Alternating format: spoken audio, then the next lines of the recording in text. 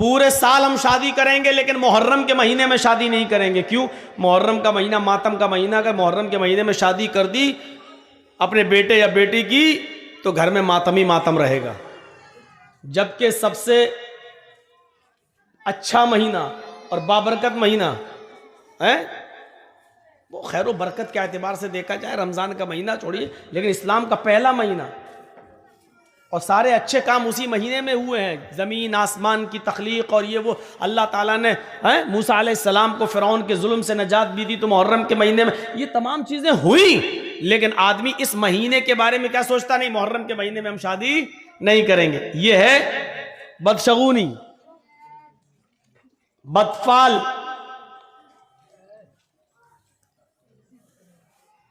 गाड़ी चल रही है स्पीड में, अचानक बिल्ली रास्ते से गुजर गई, रोक दी गाड़ी। हूं क्या हुआ? नहीं नहीं, बिल्ली ने रास्ता काट दिया।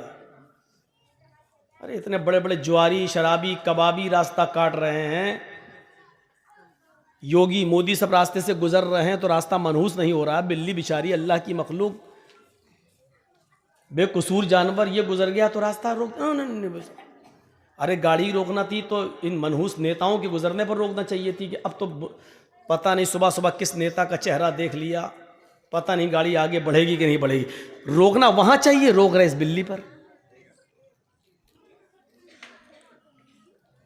यह अकीदा रखना कि बिल्ली के गुजर जाने की वजह से एक्सीडेंट होने का खतरा है। गाड़ी रोक दी, 2 मिनट रुके, उसके बाद गाड़ी चला रहे, यह है बदशगुनी।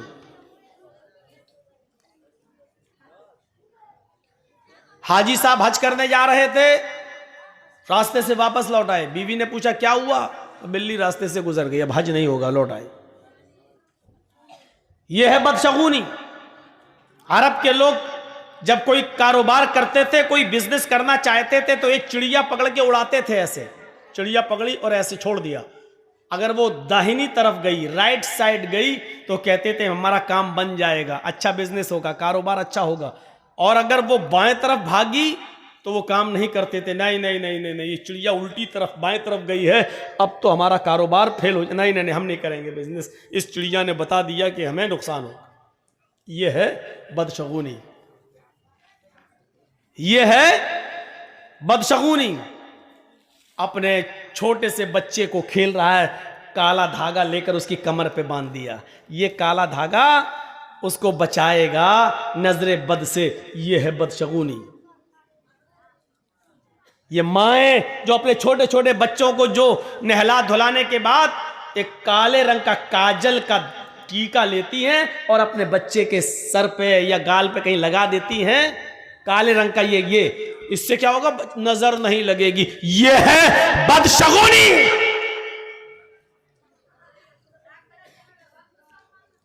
माफ कीजिएगा, सिर्फ इतना सा काला टीका लगा देने से तुम ये समझती हो कि मेरे बच्चे पे नजर नहीं लगेगी। अरे इतना सा काला टीका क्या, पूरा चेहरा भी अगर तू काला कर देगी तब भी ये काला रंग उसका कुछ नहीं कर सकता है। अपने बच्चे को नजरे बद से बचाना है तो सिर्फ ये दुआ पढ़ो, अल्हम्दुलिल्लाहि रब्बिल आलमीन से वलज़्ज़ालीन आमीन, और उसके बाद में कुल औज़ु बिरब्बिल फलक और कुल औज़ु बिरब्बिन नास, ये पढ़कर अपने बच्चों पर दम करो 3 मरतबा सुबह और 3 मरतबा शाम। आपके बच्चे पर नजर नहीं लगेगी। ये काले टीके बंद करो।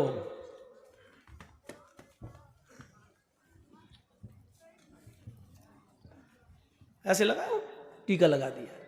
कितने बच्चे खेलते हुए हमारी गोद में आ जाते हैं, यही बिहार बंगाल के अंदर। है मौलाना साहब जरा मेरे बच्चे के सर पे हाथ फेर देना, गोद लिया, काला टीका लगा हुआ है, काजल लगा हुआ है। इस अकीदे के साथ कि काला टीका लगा देने से बच्चे पर नजर नहीं लगेगी, गलत। 3 बार सूरह फातिहा पढ़ो, 3 बार कुल औज़ु बिरब्बिल फलक पढ़ो, 3 बार कुल औज़ु बिरब्बिन नास पढ़ो और अपने बच्चों पर दम करो। उसका तरीका ये होना चाहिए कि एक बार पहले पढ़िए आप औज़ु बिल्लाहि मिनश शैतानिर रजीम बिस्मिल्लाहिर रहमानिर रहीम अल्हम्दुलिल्लाहि रब्बिल आलमीन अर्रहमानिर रहीम मालिकि यौमिद्दीन इय्याका नअबुदु व इय्याका नस्तईन इहदिनस सिरातल मुस्तकीम सिरातल लज़ीना अनअमता अलैहिम गैरिल मग़दूबि अलैहिम वलद्दाल्लीन। फिर उसके बाद पढ़ो बिस्मिल्लाहिर रहमानिर रहीम क़ुल अऊज़ु बिरब्बिल फ़लक़ मिन शर्रि मा ख़लक़ व मिन शर्रि गासिक़िन इज़ा वक़ब। ये पूरी सूरत पढ़ो। उसके बाद पढ़ो बिस्मिल्लाहिर रहमानिर रहीम क़ुल अऊज़ु बिरब्बिन नास मलिकिन नास इलाहिन नास मिन शर्रिल वसवासिल खन्नास अल्लज़ी युवस्विसु फ़ी सुदूरिन नास मिनल जिन्नति वन नास। एक बार पढ़ लिया, अब बच्चे पे दम कर दो। इसके बाद फिर पढ़ो ऐसे ही, फिर पढ़ो ऐसे ही, ऐसे 3 बार पढ़ के आप सुबह दम कर दो फजर की नमाज के बाद, और शाम को दम कर दो इशा की नमाज के बाद। मौका लगे तो दोपहर में भी दम कर दो ज़ोहर की नमाज के बाद। लेकिन ये सब करने के लिए अम्मा को उठना पड़ेगा सुबह फजर में, नमाज पढ़ने के बाद दम करने के लिए। अब इन झमेलों से बचने के लिए कुछ कठ मुल्लाओं ने कह दिया है काला टीका लगा दो, नजर नहीं लगेगी। सच बता रहे हैं, यही कठमुल्ला उल्टी छुरी से काटे जाने वाले हैं। काले, अगर काली चीज से नजर रुकने वाली होती तो हिंदू भाई तो इतने इतने बड़े वो काली दुर्गा माँ का इतना बड़ा बुल लगा लेते हैं अपने घरों में, जबान निकाले हुए करे हुए। अब देखिए, इसका मतलब उनके घर पे तो नजर ही नहीं लगेगी, पूरा इतना बड़ा रख लेते हैं, दरवाजे पे लगा देते हैं, जबान बाहर निकली हुई है। क्या कहेंगे आप उसको? यह है बदशगुनी। कितने बच्चों को देखता हूं नंगे घूमते हो, काला काला वो बंधा हुआ है, सब क्या गंडा बांध दिया है। फला मौलाना साहब ने पढ़ के दिया। अरे मौलाना साहब तू खुद ही बांध ले अपनी कमर पे। ना इन गंडों से कुछ होना है, ना इस टीके से कुछ होना है। अल्लज़ीना हुम ला यततय्यरून, जो बदशगुनी नहीं लेते होंगे, बगैर हिसाब किताब के जन्नत में जो जाएंगे 70,000 लोग, वो कौन होंगे? जो बदशगुनी नहीं लेते होंगे।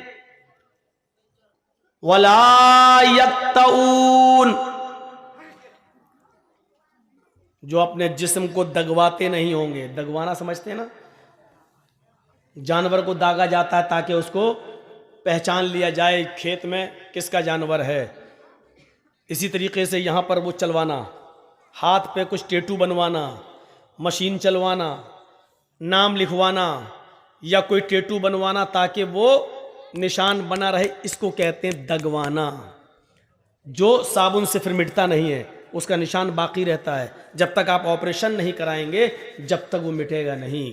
जितने लोगों ने अपने जिस्म को दगवाया है, पहली फुर्सत में ऑपरेशन करके इसको मिटवा दीजिए। अगर इस हाल में मर गए तो अल्लाह की कसम तुम्हारी बख्शिश नहीं होगी। जिसके जिस्म को दागा गया हो और उसने अपने जिस्म पर दगवाया हो, ऐसा आदमी अगर मर जाए तो इसकी जनाजे की नमाज पढ़ना जायज नहीं है और इसको मुसलमानों के कब्रिस्तान में दफन करना भी जायज नहीं। लिखे बैठे हैं अपनी अपनी माशूकाओं के नाम, लड़के और लड़कियां लिख बैठी हैं अपने महबूबों के नाम। कभी यहां लिख लिया, कभी यहां दगवा लिया। साहब देख, कुछ लोग तेजाब से भी लिख देते हैं, कुछ लोग छुरी से लिखते हैं काट के। ये सब दगवाने के हुक्म में शामिल है, दगवाने के। शेख सालेह अल उसैमीन का फतवा है कि अगर किसी आदमी का मौत इस हाल में होती है कि उसके जिस्म पर टैटू बंधा हुआ है, दागा हुआ है, तो इस शख्स की न तो नमाज जनाजा पढ़ी जाएगी और न मुसलमानों के कब्रिस्तान में इसको दफन किया जाएगा। करने को तो कुछ भी कर लो। तो बगैर हिसाब और किताब के जो जन्नत में जाएंगे, उनमें जो अपने जिस्म को दगवाते नहीं होंगे। ए मदरसे के बच्चों, तुम लोग बार बार उठ रहे हो, जाओ यहां से चलो। जिसको जाना हो यहां से जाओ, ये बार बार उठकर डिस्टर्ब मत करो यहां पर।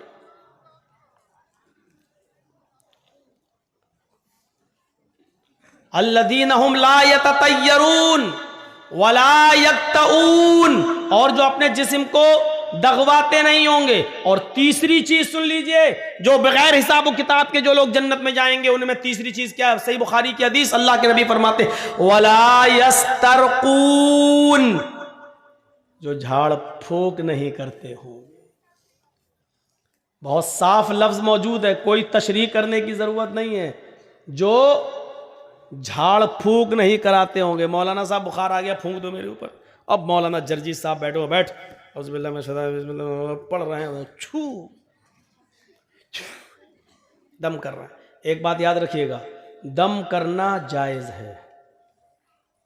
मसला याद रखिएगा, किसी बीमार आदमी पर सूरह फातिहा पढ़ना, मुअव्वज़तैन पढ़कर दम करना, अल्लाहुम्मा शफ़ी अंत शाफ़ी ला शिफ़ा इल्ला शिफ़ाउ का शिफ़ा अल्ला युगादिरु सक़मन, ये दुआ पढ़कर दम करना जायज़ है। आप इसको नाजायज़ नहीं कह सकते। कुरान की आयतें पढ़कर, सही हदीसें पढ़कर, जो आयात शिफ़ा और आयात दुआ है उसको पढ़कर दम करना जायज़ है। लेकिन अगर कोई बीमार आदमी ये भी ना कराए और अल्लाह पर भरोसा करके छोड़ दे कि नहीं उसी ने बीमार किया है वही हमें ठीक करेगा, अगर उसकी मर्जी होगी तो हम क्यों जाएं किसी मुल्ला मौलवी के पास झाड़ फूंक कराने। अगर वो अल्लाह पर तवक्कुल करके छोड़ देता है तो ये और ज्यादा बेहतर है। इसी को अल्लाह के नबी ने फरमाया वला यस्तरकून, जो झाड़ फूंक नहीं करवाते होंगे।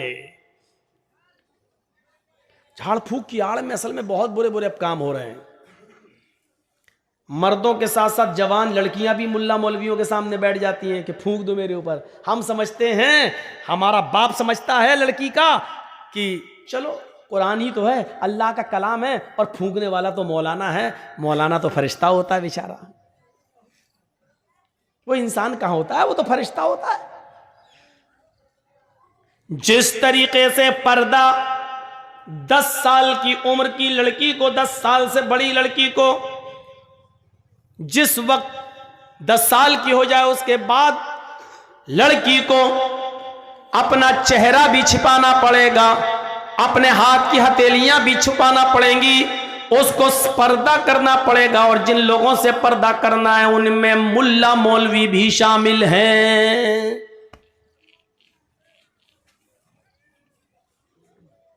अब लड़की का बाप लड़की पर दम कर सकता है, लड़की का भाई लड़की पर दम कर सकता है, लड़की की मां लड़की पर दम कर सकती है, लड़की का शौहर लड़की पर दम कर सकता है। माफ कीजिएगा मौलाना जर्जीस, आपकी जवान बेटी पर दम नहीं कर सकते हैं सामने बिठाकर।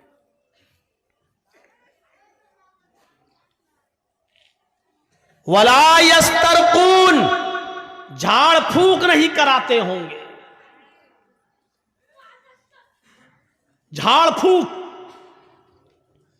अगर कोई शख्स करता है कुरान हदीस के दायरे में तो जायज है, लेकिन अगर अल्लाह पर भरोसा करके ये भी ना करवाया जाए तो अफजल है, बेहतर है। वला यस्तर। और चौथी चीज वअला रब्बिहिम यतवक्कलून, और जो अपने रब के ऊपर पूरा पूरा भरोसा और तवक्कुल करते होंगे, ये लोग बगैर हिसाब व किताब के जन्नत में जाएंगे। अब जन्नत में जाने वाले कितने लोग हो गए? जिन्होंने कहा ला इलाहा इल्लल्लाह वो जन्नत में जाएंगे, जिन्होंने ला इलाहा इल्लल्लाह के साथ नमाज पढ़ी, रोजा रखा, हज किया, ज़कात दी, यानी चारों काम किए, ये जन्नत में दाखिल होंगे। और तो तीसरी चीज मन काना फी आखिरी कलाम, मन काना फी आखिर कलाम ही ला इलाहा इल्लल्लाहु दखलल जन्ना, और जिसकी जबान से आखिरी जुमला ला इलाहा इल्लल्लाह निकला वो जन्नत के अंदर दाखिल होगा। जो बदशगुनी नहीं करता होगा वो जन्नत के अंदर दाखिल होगा। बगैर हिसाब व किताब की जाने वालों में ये भी शामिल है। और जो अपने जिस्म को दगवाते नहीं होंगे, और जो झाड़ फूंक नहीं कराते होंगे, और जो अपने रब के ऊपर पूरा का पूरा तवक्कुल और भरोसा और एतमाद करते होंगे, अल्लाह के अलावा उनका यह एतमाद किसी और के ऊपर नहीं गया होगा, ये बगैर हिसाब ये जन्नत में जाने वाले लोगों में से होंगे। आइए एक और आसान तरीका बता दूं जन्नत में जाने का, और बहुत आसान है। मा मिनकुम मिन अहदिन, मा मिनकुम मिन अहदिन यतवज़्ज़उ फयुहसिनुल वुज़ू सुम्मा यक़ूल अशहदु अल्ला इलाहा इल्लल्लाह व अशहदु अन्ना मुहम्मदन अब्दुहु व रसूलुहु इल्ला फुतिहत लहु अब्वाबुल जन्नतिस समानियतु। तुम में से जिसने वुजू बनाया, लीजिए, तुम में से जिसने वुजू बनाया, फयुहसिनल वुजू, और अच्छी तरीके से वुजू बनाया। एक तो होता वुजू बनाना और एक होता अच्छी तरीके से वुजू बनाना। वुजू बनाना क्या है? जैसे बिहार में एक जगह हम जलसे में गए तो जो टोटियाँ लगी थी मस्जिद में, नल जो लगे हुए थे, वहाँ बैठकर मैं वुजू बना रहा था। तो जमात खड़ी थी, बिहारी का एक आदमी बेचारा आया उसी गांव का और मेरे पास आकर बैठ के वो भी वुजू बनाने लगा। और हमसे पूछता है कि मौलाना साहब हमें कितनी रकात हो गई? हमने कहा शायद 2 हो गई, ये 2 बची हैं। 2 हो गई कि हाँ। अब देखिए उसकी वुजू की, अल्लाह, उसको दोनों मिल गई। और मैं जब तक वुजू बना के पहुंचा तो मेरी एक और छूट गई। बैठा तो निकल चुकी थी, 2 रह गई थी। पूछा कितनी मौलाना, कितनी हो गई? हमने कहा 2 हो गई, शायद 2 रह गई। उसने इतनी जल्दी वुजू बनाया कि जो रह गई थी वो दोनों मिल गई। अब अल्लाह बेहतर जाने कि इसने वुजू बनाया कि क्या किया। ये वुजू नहीं है। कौन सा वुजू बनाने वाले को जन्नत मिल रही है? वुजू सीखिए क्या है। फयुहसिनल वुजू, अच्छी तरीके से वुजू बनाना। अच्छी तरीके से वुजू क्या है? आप एक चुल्लू पानी लीजिए, जैसे नल पर बैठे तब भी, टोटी खोलिए, पानी लीजिए, टोटी बंद कर दीजिए, पानी ज्यादा जाया ना हो। 2 मुद्द पानी में अल्लाह के रसूल वुजू बना लेते थे। 4 मुद्द का एक सा होता है, 4 मुद्द का एक सा होता है, और एक सा 2.5 किलो का होता है। कितने का? 2.5 किलो का, यानी 2.5 लीटर में का आधा करो तो कितना हुआ भाई? 2.5 किलो। ये 4 मुद्द है, 4 मुद्द का एक सा, और एक सा कितने का होता है? 2.5 किलो का। तो आधा सा यानी 4 में से 2 मुद्द, तो आधा सा यानी 2.5 किलो का आधा करिए तो कितना हुआ? 1.25 लीटर पानी में अल्लाह के रसूल वुजू बना लेते थे। सुन लीजिए, एक बाल्टी भरकर वुजू बनाने वालों, वुजू बनाने का सवाब तो मिलेगा, लेकिन एक बाल्टी पानी जो खर्च कर दी इसका गुनाह भी पड़ेगा। तुम बचोगे नहीं। सोचिए,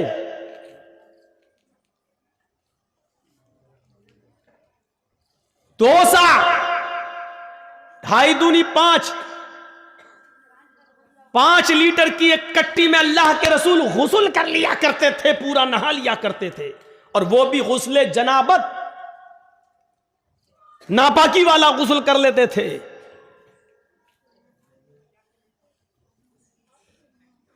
मौलाना साहब इतने में तो हमारे पैर भी नहीं धुलेंगे। गुस्ल खाने में जाते ही पहले हम टोटी खोल के अपना बाथरूम साफ करते हैं, उतना पानी तो हम गुस्ल खाने को साफ करने में लगा देते हैं। एक एक चीज का हिसाब होगा। पानी की कदर उनसे पूछो जिस मुल्कों में पानी बड़ी मुश्किल से मिलता है, उनसे पूछो पानी की कदर, उनसे पूछो। और राजस्थान के इलाके में जहां गर्मी बहुत पड़ती है और रेगिस्तानी इलाका है, उन लोगों से पूछो। पहाड़ी इलाकों पर जहां पानी पहुंचता नहीं है, उनसे पूछो पानी की कदर। तो ये खोला या लोटा है, पलटा, ये पानी लिया, अब इसको ऐसे मलिए। ये अच्छी तरीके से वुजू बनाना। ये हुआ? अभी नहीं हुआ। अब ये उंगलियां इसमें डालिए ऐसे, ये वाली उंगलियां इधर और ये वाली उंगलियां इधर। ये फिर दूसरी बार लीजिए, फिर ऐसे कीजिए, फिर ऐसे करिए, फिर तीसरी बार पानी लीजिए, फिर ऐसे कीजिए। ये हुआ। अब आइए, फिर एक चुल्लू पानी लीजिए, आधा पानी मुंह में, आधा, और आधा बचे फिर नाक में चढ़ाइए। जिस हदीस में ये आया 3 बार कुल्ला करो, फिर 3 बार नाक में पानी डालो, बहुत ही मौजरत के साथ कहता हूं, यह हदीस ज़ईफ है। एक ही चुल्लू पानी लेना है, आधा मुंह में। अब शुरू शुरू में थोड़ी सी आदत नहीं बनेगी, कभी पूरा ही चला जाएगा मुंह में, क्योंकि अभी यहां तक आदत नहीं है आपकी। आधा मुंह में और आधा नाक में। अब दाहिने हाथ की उंगली से दांतों को रगड़िए ऐसा, और बाएं हाथ के ये अंगूठा और ये वाली उंगली ये नाक में डालिए ऐसे, और उसके बाद नाक से निकालने के बाद जो आधा पानी मुंह में था उसका कुल्ला कीजिए, जो पानी मुंह में उसको नीचे डालिए, और ये अंगूठे से ये बाएं नाक का नथुना पकड़िए ऐसे दबाइए, और नाक झाड़िए कस के। हम ज्यादा जोर से नहीं बोले करेंगे, नहीं तो पता चला यहां असली की यहीं टपक जाएगा। ऐसे करके झाड़िए, फिर इस उंगली से आप ये पकड़ के दबाइए ऐसे, फिर झाड़िए, और फिर दोनों हाथ से पकड़ के उसको साफ करिए। ईमानदारी के साथ बताइए, अभी तो पैर तक हम पहुंचे भी नहीं हैं। ईमानदारी के साथ बताइए, हाथ धुलने तक और कुल्ला और नाक में पानी डालने तक कितने लोग अमल करते हैं हमारी सोसाइटी और समाज में। इसका मतलब हमारा वुजू भी अभी सही नहीं है, नमाज का नंबर तो बहुत दूर में आएगा। अभी एक बार हुआ, ऐसे ही दोबारा फिर पानी लेना है, और फिर आधा मुंह में और आधा नाक में चढ़ाना है, और फिर वही दोहराना है। फिर तीसरी बार आधा मुंह में आधा नाक में, और फिर यही करना है। अब आया नंबर चेहरे का। अब देखिए ये नहीं, अभी अभी अभी हाँ, चेहरे का। एक चुल्लू पानी लिया और ऐसे लेके चुल्लू एक ही भरना है। बहुत से लोग नल की टोटी में ऐसे दोनों हाथ लेकर फिर मुंह धुलते हैं, पानी का ज़िया है, पानी की बर्बादी है। पानी एक ही चुल्लू लेना है, और उस एक चुल्लू पानी को लेकर ऐसे ये ऐसे ऐसे करिए, ये फिर लीजिए, फिर ऐसे करिए, मतलब कानों की लौ तक ये। और जब 3 बार ऐसे कर लें, फिर एक चुल्लू पानी अलग लीजिए। ये 3 बार मुंह हो गया। अब एक चुल्लू पानी लेकर उसको दोनों हाथों पर ऐसे डाल के ये ऐसे करके, अब ये दाढ़ी में ऐसे, जिसकी दाढ़ी हो वो ऐसे ऐसे ऐसे ऐसे करे। अब जिसकी दाढ़ी होगी वो करेगा। अब चिकने चपाट लेडीज चेहरे वाले थोड़ी कर पाएंगे बेचारे, जिनके चेहरे औरतों की तरह, बेचारे क्या करेंगे? वो बेचारे नहीं लेंगे चुल्लू पानी। दाढ़ी नहीं है तो क्या करेंगे वो?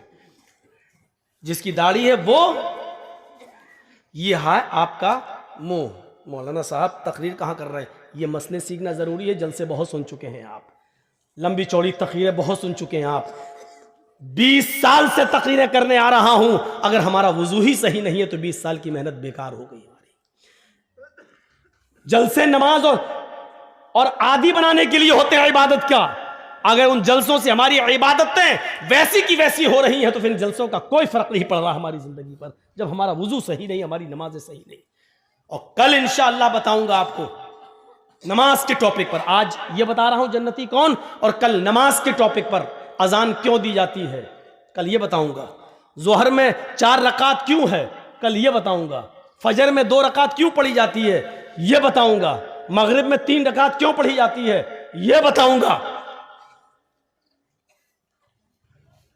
मगरिब और इशा की और फजर की नमाज में जोर से क्यों पढ़ा जाता है, इमाम जोर से तिलावत क्यों करता है।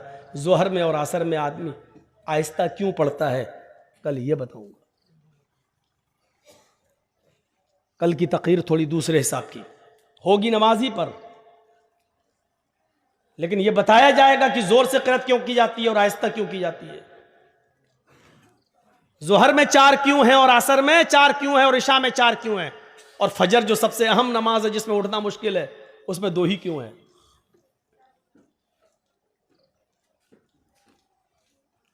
तो ये वुजू अभी, अब 3 बार चेहरा हो गया, अब ये हाथ ऐसे लीजिए, एक चुल्लू पानी बस, और इसी को आप चढ़ा लीजिए। बहुत से लोग कहते हैं ऐसे करोगे तो गुनाह ऊपर चढ़ जाएंगे। अल्लाह के बंदे, अपनी अकल से मत दौड़ाओ सारी खुराफातें। पानी लिया और ऐसे करो, और इस हाथ से ऐसे ऐसे ये कोहनी तक आप धुलिए, फिर लीजिए, फिर कोहनी तक धुलिए, फिर इसी दाहिने हाथ में एक चिल्लू पानी भरकर फिर उल्टे हाथ पर ऐसे ऐसे कीजिए, ये फिर लीजिए, फिर कीजिए, और उसके बाद में एक बार पानी लिया चुल्लू में, एक ही चुल्लू पानी, फिर लेकर फिर आपको ऐसे करके ये ऐसे करके ये करना है। सुनिए, मसा यहां तक लाइए, जहां पर सर पर तकिया रखते हैं आप, ये यहां तक, जिसको हम लोग गुद्दी बोलते हैं, यहां तक लाइए हाथ, बिल्कुल ऐसे ही। और इसको पूरी तरीके से, बहुत से लोग क्या करते हैं जो हिप्पी कट बाल रखते हैं, जो शाहरुख खान बने हुए हैं, अरे हम क्या इनके नाम लें, जो हिजड़े बने हुए हैं, ये कहूँ ये ज्यादा बेहतर है। हम तो ये जुमला इस्तेमाल करेंगे, जिसको बुरा लगता हो वो लगे और कल ना आए।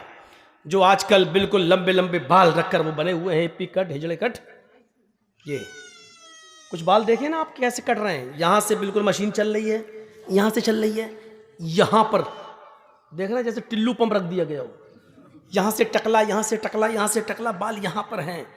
कसम खुदा की ऐसा लगता है ये बाल कौन से हैं, इसको हम कहते हैं सुअर कट बाल, सुअर कट बाल है ये लोग रख रहे हैं आज। ये तो क्या है सर का मसा, ये और फिर यहां से वापस लाइए, ये अब आपका सर का मसा हो गया, और जोर से करना है, बाल बिगड़ जाने दो। अरे हमारे भी तो बिगड़ गए हैं, हम भी तो कंगी अंगी करके आए। आपको समझाने के लिए देखिए, ये लिया यहां से लेके ऐसे, ये लीजिए, ये हो गया, फिर यहां से वापस लाइए, ये। अब उसके बाद दोबारा पानी लेने की जरूरत नहीं है, इसी दोनों उंगलियों को कान में डालिए और कान में आप फेरते चले जाइए, आपकी उंगली अपने आप घूमती रहेगी। क्यों? उसमें वो गड्ढे बने हुए हैं, ये अपने आप जब आप ऐसे करेंगे, ऐसे चलाएंगे तो सब उसकी जो नालियां बनी हुई हैं उसमें जाता रहेगा। ये करने के बाद ऐसे देखिए, ये कर लिया, और ये दो अंगूठे, ये देखिए, ये गौर से, इस वक्त खरगोश मत समझना हमको, ये दो अंगूठे जो अभी यहां करने के बाद ये एक बार, ये है आपका सर का मसा। ईमानदारी के साथ बताइएगा ऐसा वुजू कौन बना रहा है आजकल? चले हैं नमाज पढ़ने के लिए, 900 चूहे खा के बिल्ली चली हज को।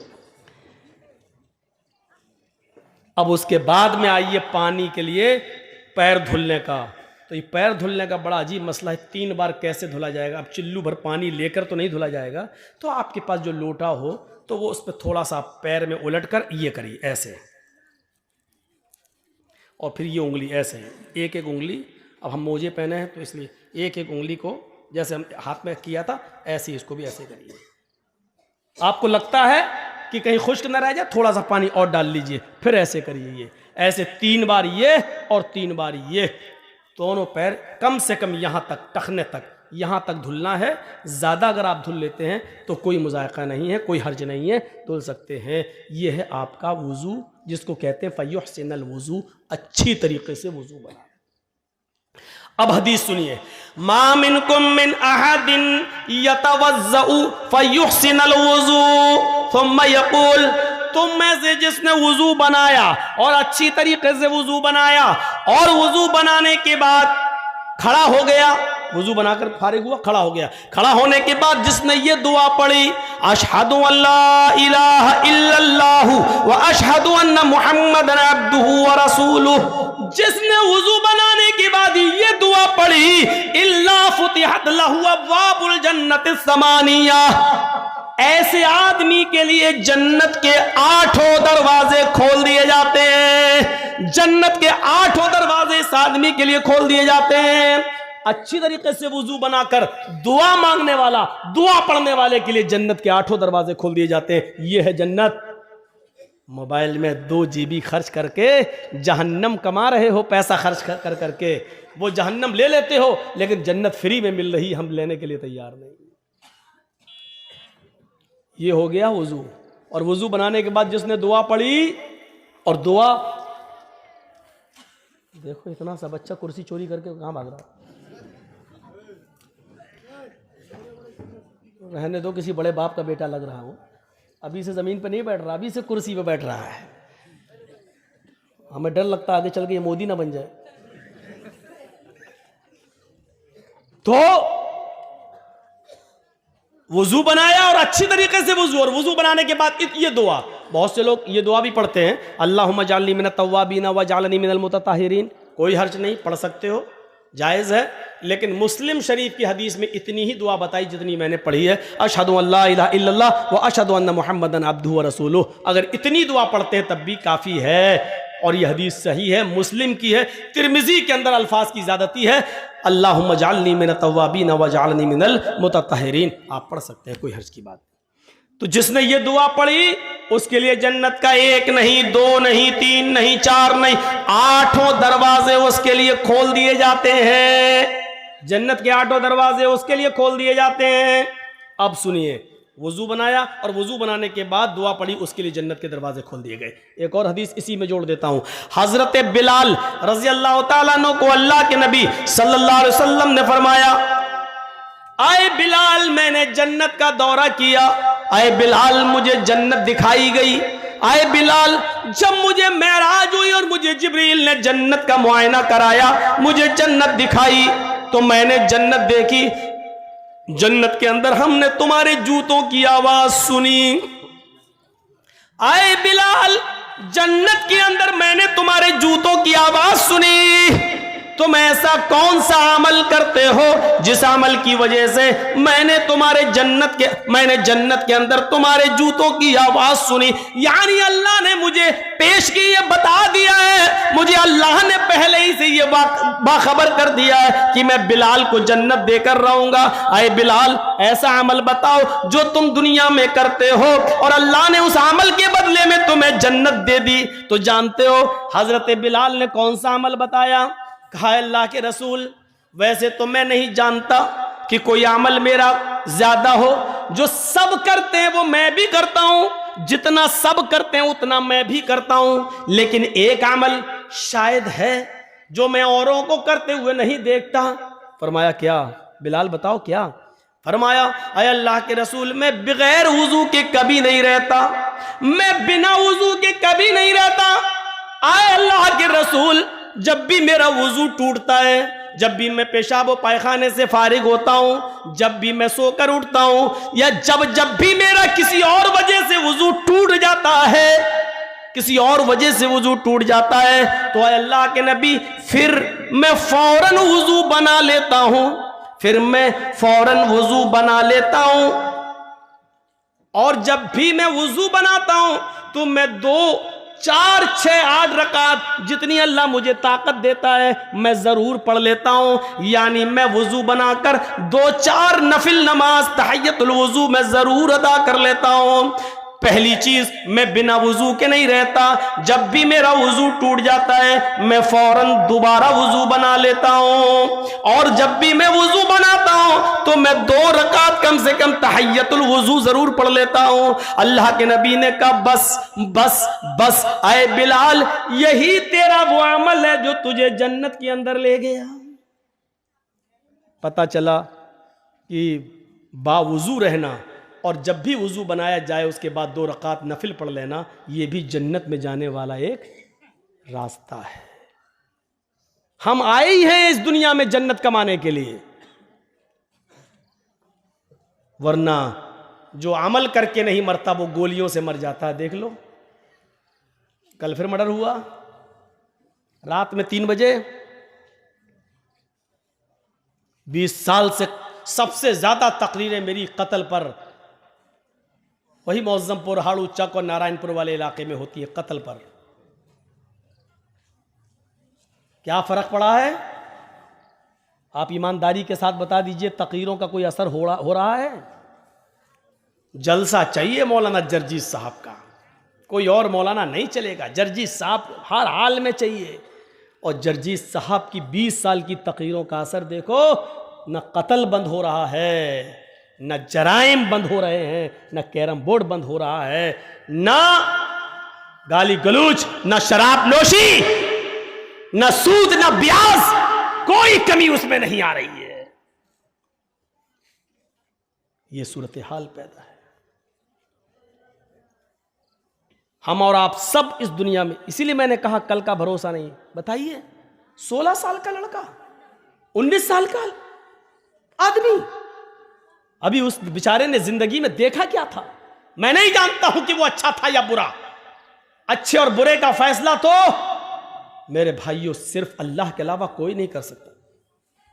और याद करो उस जंग को जिसमें एक काफिर कई मुसलमान सहाबा को कत्ल कर चुका है, और जब एक सहाबी उसके पास पहुंच गए और उसको मारने के लिए तलवार उठाई, क्योंकि वो कई लोगों को मार चुका था, जब सहाबी ने उसके पेट में तलवार मारना चाहिए, मौका अच्छा था, तो उसने फौरन तलवार फेंक दी और कहने लगा अशहदु अल्ला इलाहा इल्लल्लाह व अशहदु अन्ना मुहम्मदन अब्दुहु व रसूलुहु। देखो मैंने तलवार फेंक दी, कलमा पढ़ लिया, अब मुझे मत मारो, मैं मुसलमान हूं, मैं सहाबी, मैं इस्लाम ला चुका हूं। उस सहाबी ने तलवार रोक ली और रोकने के बाद कुछ सोचने लगा, कुछ सोचा और सोचने के बाद उठाकर तलवार मार ही दी और उसको मार डाला।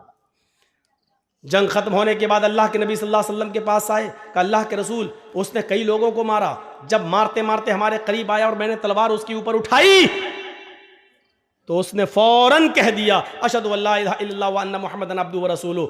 उसने तलवार फेंक दी थी, कहने लगा कि मैं इस्लाम ले आया, मुझे मत मारो, मैंने रोक लिया तलवार, लेकिन उसके बाद फिर मैंने तलवार मार दी क्योंकि मैंने जान लिया था कि वो मौत के डर से कह रहा है। उसने देख लिया कि तलवार मेरे हाथ में, वो मौत से बचने के लिए कलमा पढ़ रहा है।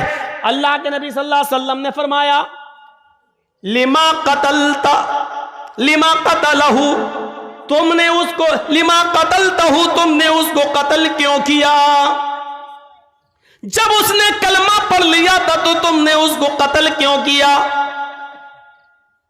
इस सहाबी ने जवाब दिया आय अल्लाह के नबी, वो मौत के डर से कलमा पढ़ रहा था, उसने जब देख लिया कि मेरे हाथ में तलवार है और यह आदमी मुझे बिल्कुल मारने के डर पे है, तब उसने मौत से बचने के लिए कलमा पढ़ लिया, इसलिए मैंने उसको मार दिया।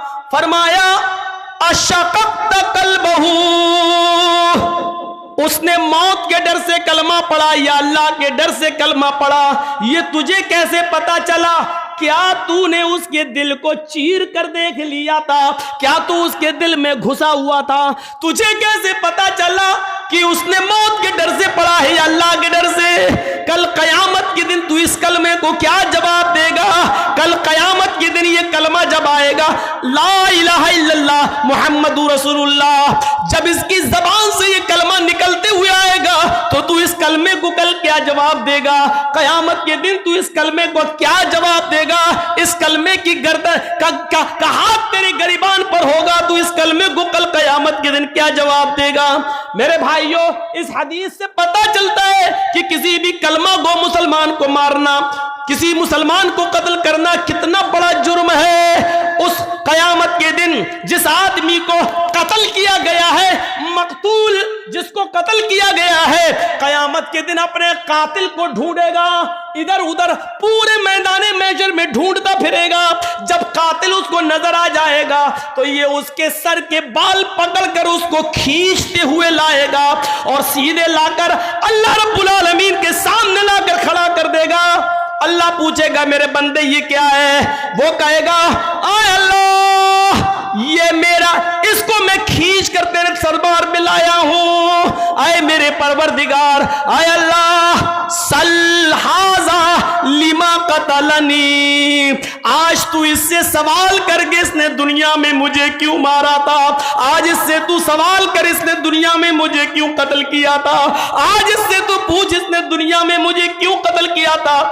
मुझे कत्ल करने के बाद मेरी बीवी को बेवा किया था, मेरे बच्चों को यतीम किया था, इससे पूछ के मेरी बीवी का क्या कसूर था जो तूने उसको बेवा कर दिया? इससे पूछ के मेरे बच्चों का क्या कसूर था कि तूने उसको यतीम कर दिया? इससे पूछ कि मेरी बाप का, मेरी मां का क्या कसूर था कि तूने उससे उसकी औलाद छीन ली? वो रोते रहे। पूछ इससे, आय अल्लाह, ये मेरे सवाल का जवाब नहीं देगा, आज तेरे सवाल का जवाब देगा। सल हाजा लिमा कतलनी, इससे पूछ कि इसने दुनिया में मुझे क्यों मारा था, इसने दुनिया में मुझे क्यों कत्ल किया था। इस हदीस के होते हुए कितना बड़ा दिल और कितना बड़ा कलेजा है कातिलों का, ये सोचकर कि एक दिन उनको भी मरना है, ये सोचकर उनके दिल क्यों नहीं कांप जाते? कैसे नहीं मरेगा तो आदमी ऐसे मरेगा, मरना है। हाँ, यही वो अमल है जिसने तुम्हें जन्नत के करीब कर दिया है, बावुजू रहना। और जब भी वुजू टूटता, और याद रखिएगा वुजू उन्हीं चीज़ों से टूटता है जिन चीज़ों को अल्लाह के रसूल ने बयान कर दिया है। माँ अखरजा मिनस सबीलैन, पेशाब और पायखाने के रास्ते से किसी भी चीज़ के निकलने से वुजू टूट जाता है। पेशाब करने से भी वुजू टूट जाता है, लेटरिन करने से भी वुजू टूट जाता है, हवा के खारिज हो जाने से वुजू टूट जाता है। इसी तरीके से गहरी नींद सो जाने से, सोकर उठने से वुजू टूट जाता है। इसी तरीके से कै आ जाए, उल्टी आ जाए, उससे वुजू टूट जाता है। इसी तरीके से आपकी नाक के नक्सीर फूट जाए तो उससे वुजू टूट जाता है। इसके अलावा और चीज़ों से वुजू नहीं टूटता, अगरचे वो गुनाह ही क्यों ना हो। मसलन कोई पूछता है कि मौलाना साहब मैं वुज़ू बना के आया लेकिन नमाज खड़ी होने में थोड़ा टाइम है, अगर वुज़ू की हालत में बीड़ी पी लूँ तो वुज़ू टूट जाएगा या नहीं टूटेगा? तो सुन लो, बीड़ी पीने से वुज़ू नहीं टूटता है, सिगरेट पीने से वुज़ू नहीं टूटता है, लेकिन बीड़ी और सिगरेट के पीने का गुनाह आपको पड़ेगा।